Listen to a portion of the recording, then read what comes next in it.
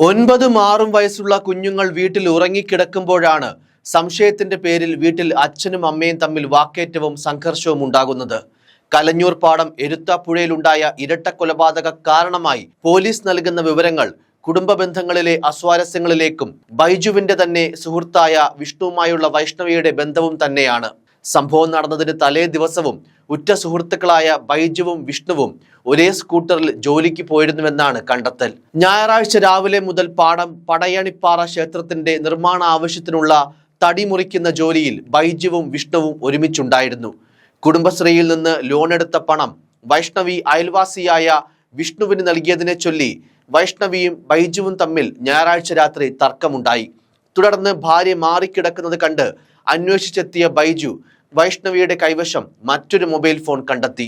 ഇത് കണ്ട് ആ ഫോൺ പിടിച്ചുവാങ്ങിയ ബൈജു വാട്സപ്പിൽ വിഷ്ണുവുമായുള്ള ഭാര്യയുടെ ചാറ്റിൽ ചുംബന ഇമോജി അടക്കം കണ്ടു. നിനക്ക് അവനുമായി എന്താണ് ബന്ധമെന്ന് ചോദിച്ചപ്പോൾ വൈഷ്ണവി ഇറങ്ങിയോടുകയും അയൽപക്കത്തുള്ള വിഷ്ണുവിന്റെ വീട്ടിൽ അഭയം തേടുകയുമായിരുന്നു. സമനില തെറ്റിയ ബൈജു കൊടുവാളെടുത്ത് വൈഷ്ണവിയെ വെട്ടാനോങ്ങി. പിന്നാലെ എത്തിയ ബൈജു വിഷ്ണുവിന്റെ മുന്നിലിട്ടാണ് വൈഷ്ണവിയെ കൊലപ്പെടുത്തിയത്. പിന്നീട് വിഷ്ണുവിനെയും വെട്ടിക്കൊലപ്പെടുത്തി. ആ വെട്ടുകത്തിയിൽ 2 ജീവനുകളാണ് ഇല്ലാതായത്. ബൈജുവിന്റെ ഭാര്യ വൈഷ്ണവിയും ഉറ്റ സുഹൃത്ത് വിഷ്ണുവും. അങ്ങനെ ആ 2 മക്കൾക്കും മാതാപിതാക്കളെ നഷ്ടമായി.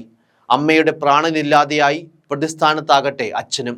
തുടർന്ന് കുളിച്ച് വസ്ത്രം മാറിയ ബൈജു സുഹൃത്തിനെ വിളിച്ച് താൻ ഭാര്യയെയും സുഹൃത്തിനെയും വെട്ടിയെന്ന വിവരം അറിയിച്ചു. ബന്ധുക്കളോട് തന്റെ മക്കളെ സംരക്ഷിക്കണമെന്ന് ആവശ്യപ്പെട്ടു. കൂടൽ പോലീസ് എത്തിയപ്പോൾ അനുസരണയോടെ പോലീസിനൊപ്പം പോവുകയായിരുന്നു. പ്രതിയായ ബൈജു വൈഷ്ണവിയുടെ പക്കലുണ്ടായിരുന്ന രഹസ്യ ഫോൺ കണ്ടെത്തിയതും അതിൽ തന്റെ സുഹൃത്തായ വിഷ്ണുവിന് അയച്ച ചുംബന ഇമോജിയുമാണ് ഭർത്താവ് ബൈജുവിനെ പെട്ടെന്ന് പ്രകോപിപ്പിച്ചതെന്നാണ് പോലീസിന്റെ നിഗമനം. ഞായറാഴ്ച രാത്രി 11ഓടെയായിരുന്നു നാടിനെ നടുക്കിയ സംഭവം. വിഷ്ണുവുമായി ഭാര്യയ്ക്ക് ബന്ധമുണ്ടെന്ന സംശയത്തിലാണ് കൊലപാതകമെന്നാണ് പോലീസ് കണ്ടെത്തൽ. ഇവിടെ വേദനിക്കുന്ന ഓർമ്മകളുമായി കണ്ണീർ കാഴ്ചയായി മാറുന്നത് ഈ 2 കുരുന്നു കുഞ്ഞുങ്ങളുടെ ജീവിതമാണ്. അച്ഛന്റെ വെട്ടേറ്റ് അമ്മ മരിച്ചതും ഈ കേസിൽ അച്ഛൻ ജയിലിലാകുമ്പോഴും തണലറ്റു പോകുന്നത് ഈ കുഞ്ഞുങ്ങളുടെ സംരക്ഷണവും ഭാവി ജീവിതവുമാണ്. തിങ്കളാഴ്ച രാവിലെ തന്നെ കുട്ടികളെ വൈഷ്ണവിയുടെ വീട്ടിലേക്ക് മാറ്റിയിരുന്നു. ഇവിടെ നിന്ന് പോകുമ്പോഴും കുട്ടികൾ അമ്മയ്ക്ക് എന്ത് പറ്റിയെന്നും അച്ഛൻ എവിടെയെന്നും ചോദിച്ചു കൊണ്ടേയിരുന്നു. അമ്മയ്ക്ക് പരിക്കേറ്റ് ആശുപത്രിയിലാണെന്ന് മാത്രമാണ് ബന്ധുക്കൾ കുട്ടികളോട് പറഞ്ഞിട്ടുള്ളത്.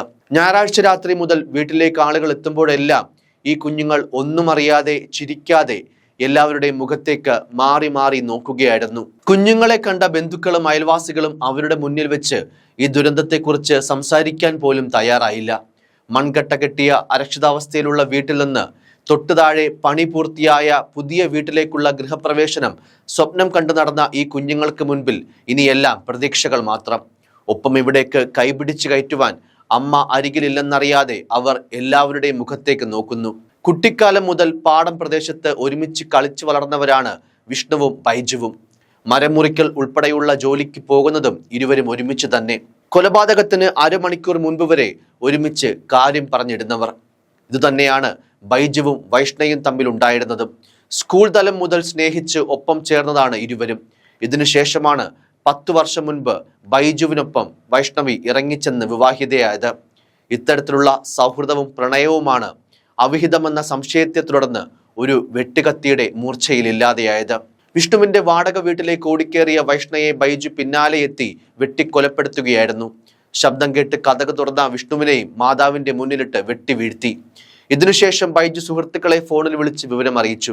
അവരെത്തിയപ്പോഴേക്കും വൈഷ്ണ മരിച്ചിരുന്നു. വിഷ്ണുവിനെ പത്തനംതിട്ട ജനറൽ ആശുപത്രിയിൽ എത്തിച്ചെങ്കിലും ജീവൻ രക്ഷിക്കാനായില്ല.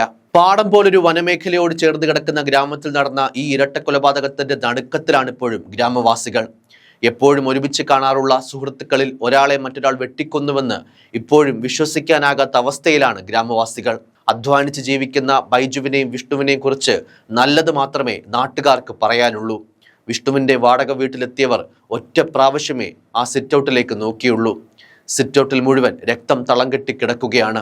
വീടിന്റെ മുൻപിലത്തെ കതകിലും ഭിത്തിയിലും റോഡിലേക്കുള്ള വഴിയിലും രക്തം പടർന്ന് കിടപ്പുണ്ട്. ഈ കാഴ്ച ആരുടെയും മനസ്സിനെ തകർക്കുന്നതാണെന്നാണ് പ്രദേശവാസിയും പൊതുപ്രവർത്തകനുമായ ഷാജി പാടം പറയുന്നത്.